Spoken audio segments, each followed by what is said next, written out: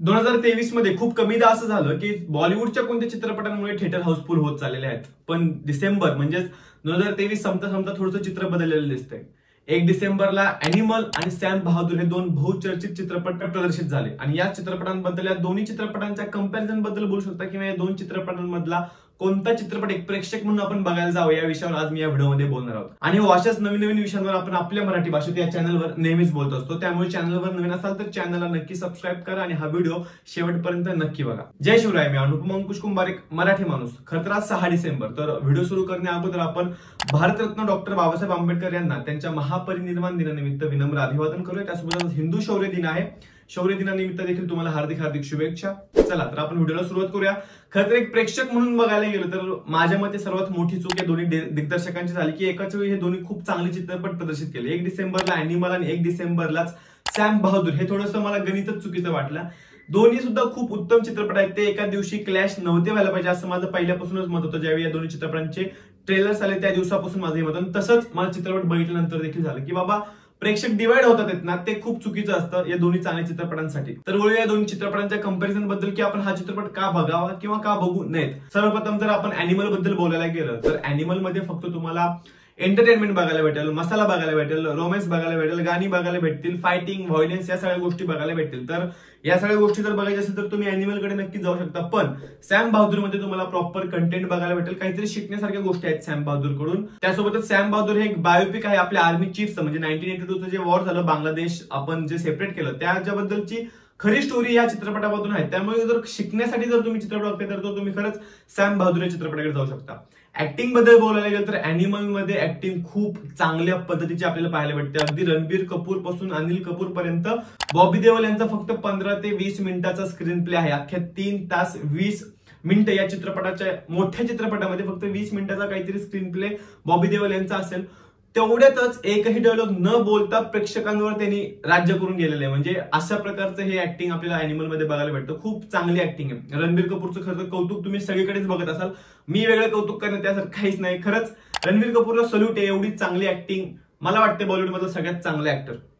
बाकीच्या ऍक्टर्सला हेट नाही किंवा बाकीचे मोठे मोठे ऍक्टर्स आहेत त्यांचं फॅन फॉलोइंग खूप मोठी मला पण माहिती आहे.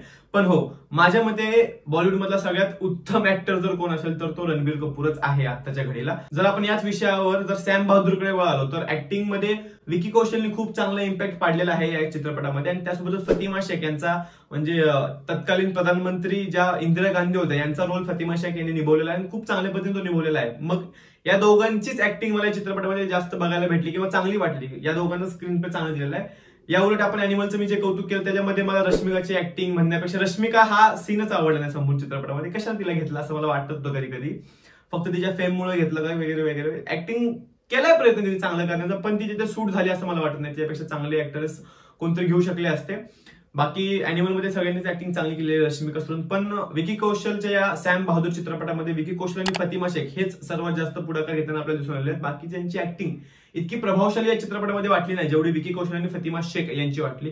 आर्मी चीफ कसा असू शकतो किंवा आर्मी चीफ कसा असला पाहिजे याचं उत्तमात उत्तम उदाहरण विकी कौशलने सॅम बहादूर या चित्रपटातून आपल्यासमोर मांडण्याचा प्रयत्न केलेला आहे आणि त्यात तो यशस्वी देखील ठरलेला आहे. यापुढे जाऊन जर आपण सगळ्यात महत्वाच्या गोष्टीकडे आलो ते म्हणजे दिग्दर्शन. खरं तर संदीप वांगा रेड्डी हे जे अॅनिमलचे दिग्दर्शक आहेत त्यांनी खूप चांगल्या पद्धतीने चित्रपट मांडण्याचा प्रयत्न केलेला आहे. कुठेतरी मला असं वाटतं की 3 तास 21 मिनिटाचा हा चित्रपट आहे. 20 मिनिटं कमी होऊ शकले असते जर ती रोमॅन्टिक लाईफ दाखवली नसती रश्मिका आणि रणबीर कपूरची. त्याची मला काही जास्त गरज वाटली नाही. चित्रपट भरकटतो त्यामुळे.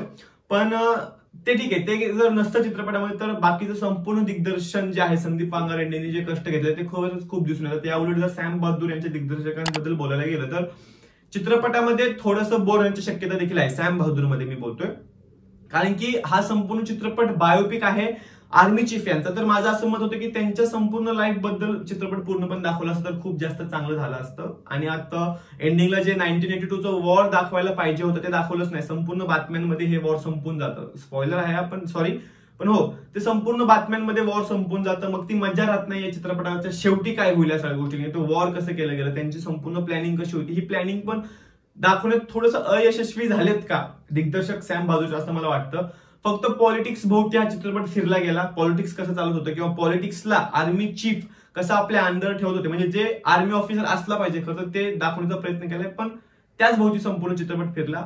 वॉर काय असतं किंवा ऑन फील्ड त्यांचं जास्त काय कार्य होतं हे जर दाखवलं असतं तर मला खूप जास्त बरं वाटलं असतं. सुरुवातीला त्यांनी फर्स्ट हाफ मध्ये दाखवलं, पण सेकंड हाफ मध्ये ते काही जास्त आपल्याला बघायला भेटत नाही. त्यामुळे हो, दिग्दर्शनाबद्दल बोलायला गेलं तर अॅनिमलचे जे दिग्दर्शक आहेत संदीप वांगारेड्डी हे थोडेसे वरचढ दिसतात या दोन्ही चित्रपटांच्या कंपॅरिझन बद्दल बोलायला गेलं तर. अॅनिमल हा मूवी सुरुवातीपासून शेवटपर्यंत ऑडियन्स धरून ठेवायचं काम करतो आणि मी सुरुवातीला देखील बोललो की सॅम बहादूर मध्ये थोडंसं आपण डिस्कनेक्ट फील होतो किंवा थोडंसं बोर फील होतं, आणि त्याचं कारण देखील तसंच आहे. मी सुरुवातीला सांगितले की अॅनिमल हा चित्रपट फक्त आणि फक्त एंटरटेनमेंट, व्हायलेन्स, रोमॅन्स आणि या सगळ्या गोष्टींकडे फोकस करतो. त्या अॅनिमल मूवी मधून शिकण्यासारखं काहीच नाही. मी आता देखील सांगतो की शिकण्यासारख्या अॅनिमल मूवी मधून काहीच नाहीये, तर सॅम बहादूर मधून शिकण्यासारखं खूप जास्त आहे. तर मॅच्युअर ऑडियन्स जे आहे त्यांना बोर फील होणार नाही. मॅच्युअर ऑडियन्स चित्रपट पहिल्यापासून शेवटपर्यंत बघत राहतील, पण जे मॅच्युअर ऑडियन्स नाही, ज्यांना फक्त चित्रपटातून एंटरटेनमेंट हवा असतो किंवा मज्जा मस्ती या सगळ्या गोष्टी पाहिजे असतात, त्यांनी अॅनिमलकडे जावं. सॅम बहादूर त्यांच्यासाठी बनलेला नाही. पण हो, त्यांना पुढच्या पिढीला आपल्या देशाबद्दल काहीतरी सांगायचं, आपली देशभक्ती सांगायची, आपले चीफ कसे होते, 1982च्या वॉर बद्दल काही गोष्टी सांगायच्या असतील किंवा या सगळ्या देशातील पॉलिटिक्स बद्दल गोष्टी शिकवायच्या असतील आपल्या मुलांना किंवा आपल्याला शिकून घ्यायच्या असतील, तर खरंच अॅनिमल तुम्ही स्किप करा आणि सॅम बहादूरकडे जावा, असं माझे वैयक्तिक मत असेल. तर हो, इतकंच. खरं तर एक गोष्ट आपण लक्षात घेतली पाहिजे की दोन्ही चित्रपट जे आहेत ते पूर्णपणे वेगळ्या जॉनरवर काम करतात. मी सुरुवातीला सांगितलं की अॅनिमल चित्रपटातून शिकण्यासारखं काहीच नाही, तो फक्त एक एंटरटेनमेंट पर्पजने बनवलेला चित्रपट आहे. तर सॅम बहादूर चित्रपटातून आपल्याला खूप काही शिकण्यासारखं आहे, आपल्या देशाबद्दल जाणून घेण्यासारखं. तर हे सगळे चित्रपट, दोन्ही चित्रपट वेगळ्या जॉनरवर काम करतात. तर त्या पर्स्पेक्टिव्हनेच बघितलं पाहिजे. कारण डायरेक्टर्सचा पर्स्पेक्टिव्ह वेगळा आहे, ऍक्टिंगचा पर्स्पेक्टिव्ह वेगळा आहे, दोन्ही रोल अतिशय वेगळे आहेत. त्यामुळे चित्रपटातून कम्पेअर करण्यासारखं काहीच नाहीये. एक देशभक्त म्हणून मी नेहमीच सॅम बहादूर या चित्रपटाला एक सल्यूट करतो, कारण की त्यांनी इतका चांगला टॉपिक खूप चांगल्या पद्धतीने थिएटरमध्ये मांडण्याचा प्रयत्न केला. फक्त चुकलं काय तर डेट चुकली की हा चित्रपट क्लॅश नव्हते व्हायला पाहिजे दोन्ही चित्रपट.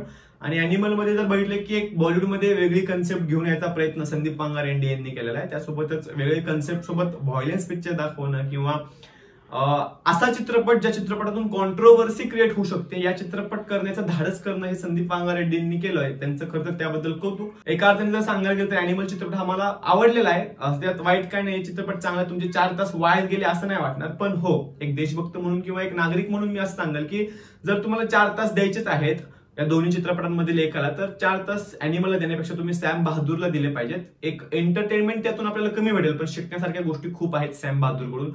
इतकंच. जर तुम्हाला दोन्ही चित्रपट पाहिजे असेल तर तुम्ही नक्की बघू शकता. तुम्हाला बोर नाही होणार किंवा असं नाही वाटणार की बाबा काहीतरीच बघून आलो आपण, पैसे देऊन वाया गेलेला, असं नाही होणार. दोन्ही चित्रपटांमध्ये तुम्ही पैसा देऊ शकता, चित्रपट बघून येऊ शकता. मॅच्युअर ऑडियन्स असाल, कमी वेळ असेल तर तुम्ही सॅम बहादूरकडे जावा. अॅनिमलकडे जाण्याची काही तुम्हाला गरज नाही, तर नंतर तुम्ही OTT वर देखील बघू शकता. तर हो, इतकंच. तुम्हाला हा व्हिडिओ कसा वाटला? आणि मी एक नोटीस केलं की माझ्या चॅनलवर जे मी मूव्ही रिव्ह्यूज टाकतो किंवा चित्रपटांबद्दल बोलतो त्याला व्ह्यूज चांगले जातात. तर तुम्हाला माझे असले व्हिडिओ जे आपण चित्रपटांबद्दल बोलतो, मूव्ही रिव्ह्यूज बद्दल बोलतो, हे व्हिडिओ आवडतात का हे मला कमेंट्स मध्ये परत एकदा नक्की सांगा, कारण की मग त्या हिशोबाने मला माझ्या व्हिडिओज मध्ये थोडीशी बदल करता येईल किंवा माझ्या व्हिडिओजला थोडंसं अपग्रेड करता येईल. चॅनलवर नवीन असेल तर चॅनलला नक्की सबस्क्राईब करा. तुम्ही हे दोन्ही चित्रपट बघून आले आहेत का हे मला सांगा, किंवा तुमचं या दोन्ही चित्रपटांबद्दल मत मला कमेंट्स मध्ये नक्की कळू द्या. जय जिजाऊ, जय शिवराय, जय शंभूराजे. व्हिडिओ शेवटपर्यंत बघितला त्यासाठी मनापासून धन्यवाद.